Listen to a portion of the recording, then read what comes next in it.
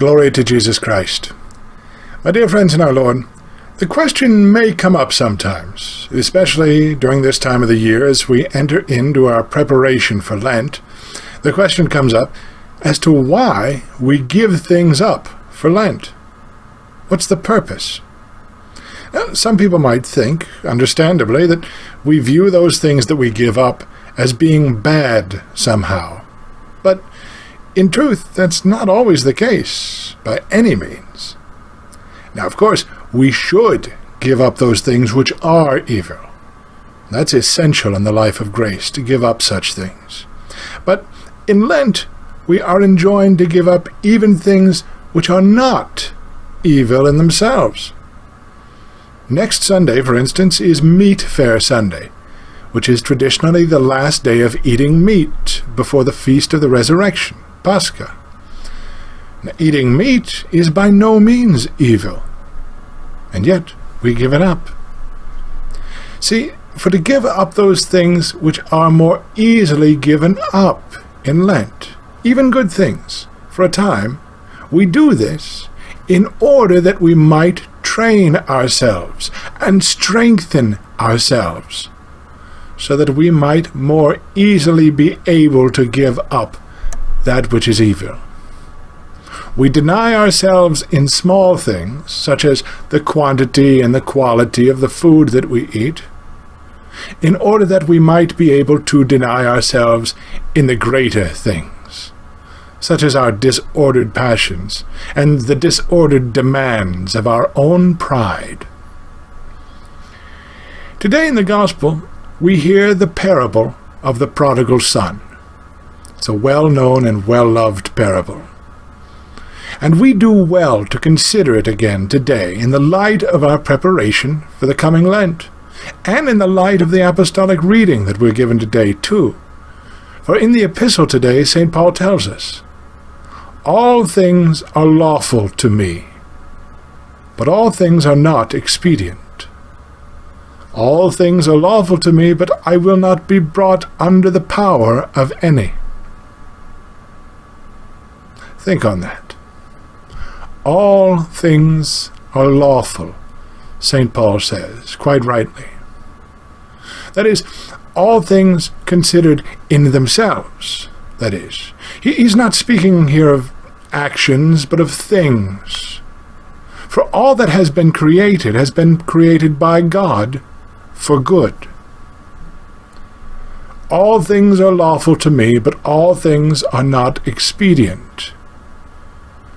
Because if there's one thing that we humans excel at, it's misusing good things, using good things in a bad way. For example, our speech. We're given speech to give glory to God and to utter the truth, and we turn around and use our speech to lie, to harm, to blaspheme. Our hands are given us to help and to heal, and we use them to harm and to steal. Or food. Food is given to nourish and to preserve life, and we turn around and abuse it, eating too much or too little, eating in ways that harm our health. The list can go on and on. It's what we do as humans. But it's not the things in and of themselves, but the use or the misuse of those things, which is the greater concern for us in the spiritual life. And we see this in the parable of the prodigal son,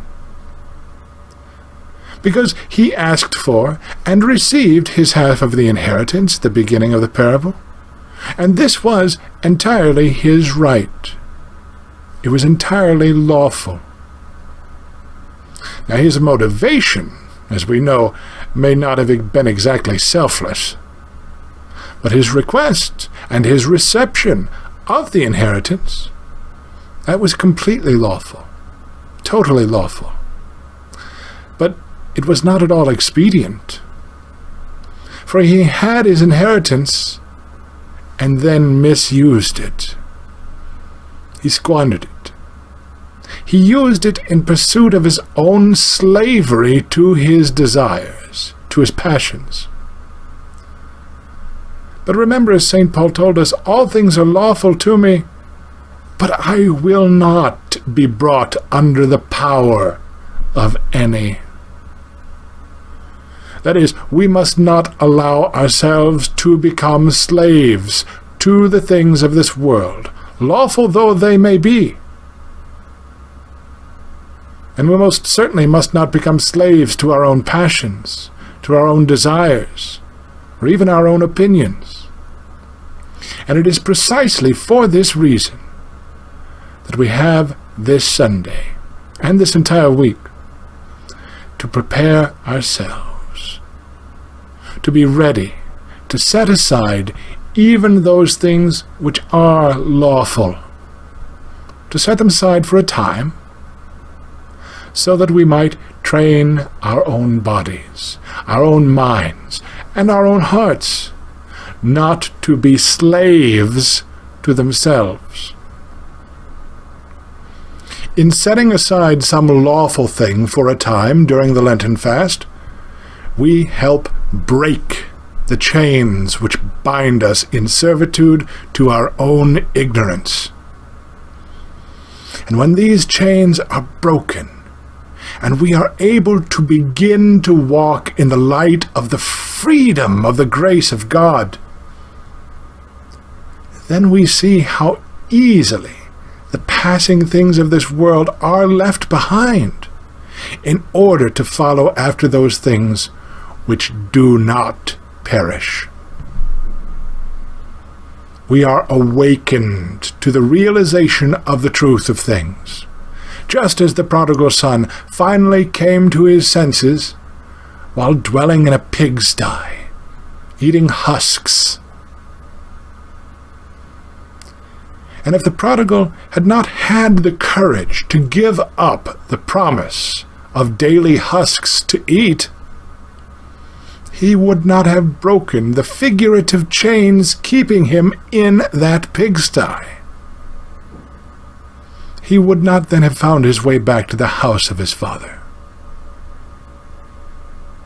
So we too must prepare ourselves to see that the things of this world, even though they are in themselves good and lawful, they should nevertheless have no more power over us than do the husks of a pigsty.